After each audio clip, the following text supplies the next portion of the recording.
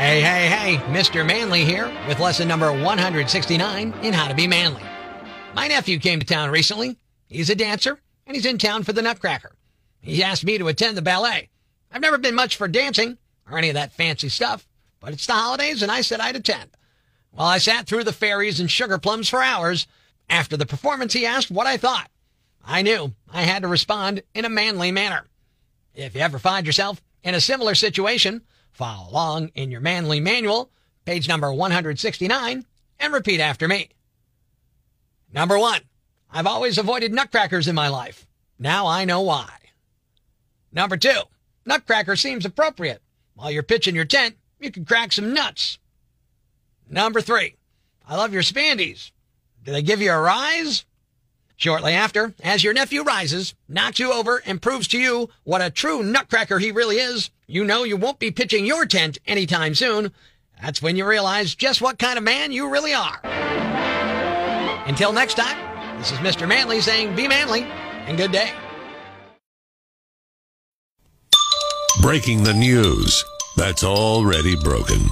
It's time for Prospector's Briefs on Rock 107. Ozzy Osbourne's birthday is tomorrow. He'll be whatever age Sharon tells him he is. DoorDash laid off 1,250 of their corporate employees. On the bright side, they now have 1,250 new delivery drivers. You can now buy cargo shorts that hold a hot pocket. They're available in small through XL. I'll let you guess which size is already sold out. Making sure breaking news stays broken. Tune in Monday for Prospector's Briefs on Rock 107. Frosty the Snowman was a jolly happy soul.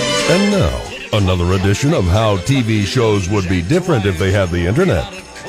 We'd like a ticket to the North Pole, please. What? The North Pole? Yes, ma'am. Route you by way of Saskatchewan, Hudson Bay, Nome, Alaska, the Klondike, and Aurora Borealis. Gotta make a change at Nanook of the North, though. That'll be $3,000.04, including tax. Oh, but we don't have any money. No money? No money? No ticket! Will you let me sign into PayPal and pay that way? Yeah, sure. Frosty the Snowman is a fairy tale, they say. That was another edition of How TV Shows Would Be Different If They Had the Internet.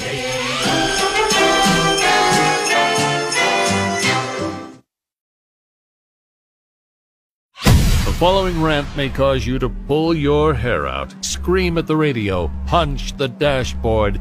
Complaints should be addressed to Loudmouth Yambag at rock107.com. Hey, I'm Rock 107's Prospector, and here's what has me jacked. It's the holiday season. And I used to be able to say that without fear of someone screaming at their radio and being offended, saying that I'm part of the war on Christmas. Get lucid, man. Saying happy holidays or it's the holiday season is a convenient catch-all phrase that saves me from having to say multiple holidays. Even if you just want to look at the holidays a Christian may celebrate and ignore the others, you still have multiple holidays, so happy holidays covers it. Christmas and New Year's, boom, done with that one. Now, I'm not against saying Merry Christmas. In fact, I say it all the time. All year long, just to throw some people off. I'll say it in June and July, and people are like, what? And if I happen to know what religion you are or what holiday you celebrate, I will happily say Merry Christmas to you or the appropriate holiday. Yeah, I got no problem with that. I'm trying to be nice to you in the first place by wishing you a happy holiday, whatever that holiday may be. However, I've been on the other side of that coin where I've said Merry Christmas and a person got all upset and said, I'm Jewish. You should say Happy Hanukkah. To which I say, how was I to know that? But happy Hanukkah. See, that's part of the problem. Some people are dying to get offended. Oh, they wait for the happy holidays and pounce on you. You're destroying Christmas. Slow down, Flo. That's not what I'm doing.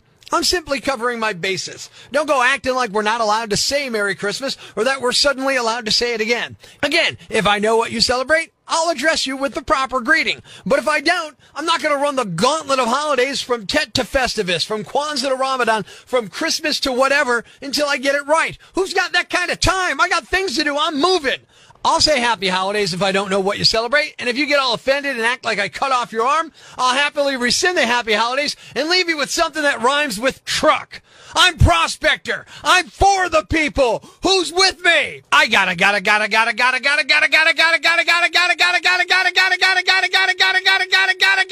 crazy man.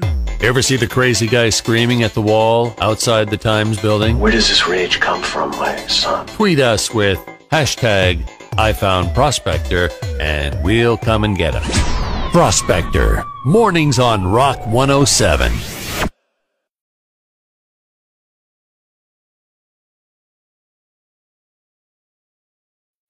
Life's pretty tough right now.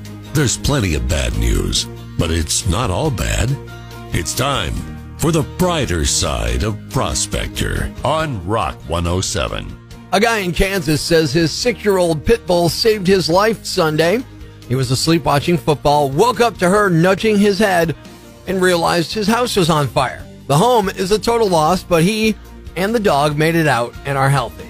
Thanks. We needed that. The brighter side of Prospector on Rock 107.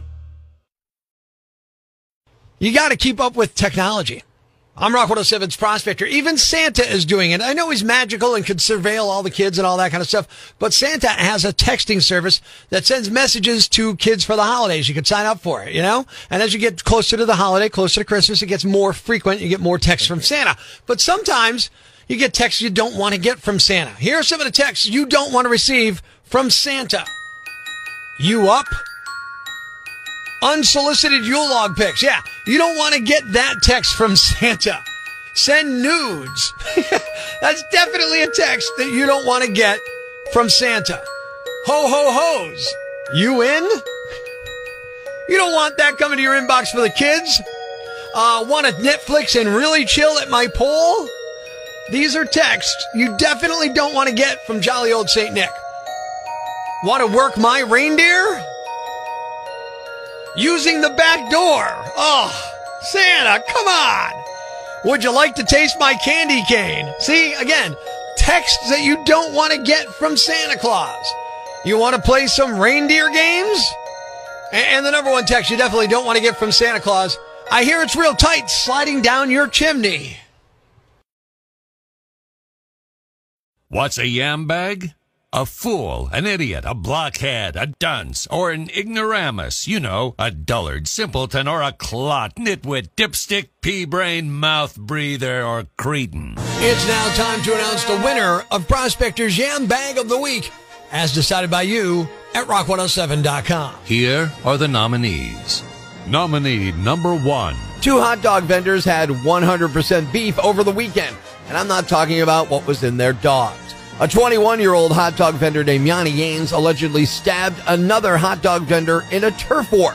It happened in downtown San Diego last week outside of Petco Park where an event was happening. Police say there was a brawl involving 10 to 15 people, which started after vendors from Los Angeles set up shop in areas where San Diego vendors are typically serving hot dogs. It's unclear if either group had a permit. Cops say Yanis stabbed a 31-year-old man in the back. He was arrested and the victim was hospitalized with non-life-threatening injuries. No one else was seriously hurt. There's video of the aftermath and a news report online where people are still casually buying and eating hot dogs as police are on the scene. Nominee number 2. Here's another calm and measured response at the drive-thru. A 35-year-old guy named Jarrell Oates went to a Wendy's in Gastonia, North Carolina last week and ordered a Baconator meal. Then he got angry when they wouldn't give him barbecue sauce to go with it.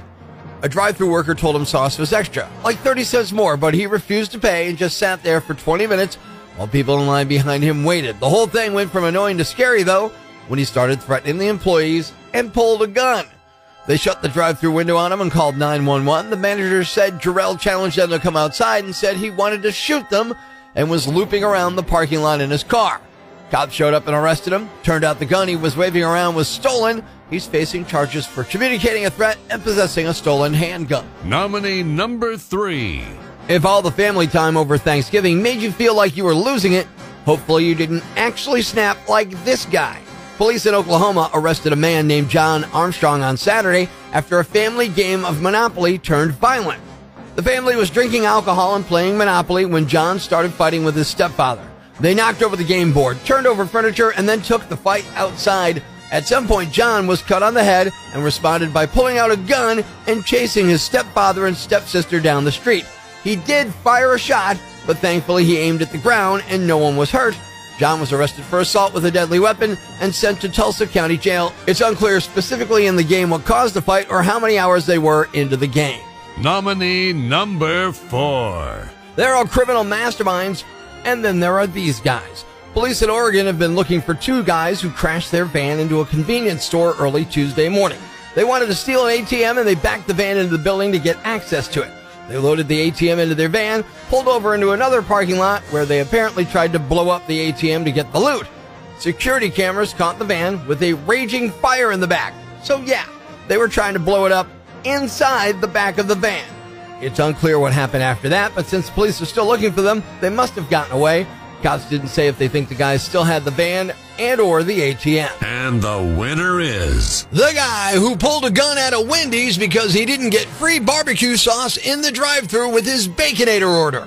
Did that work out for you?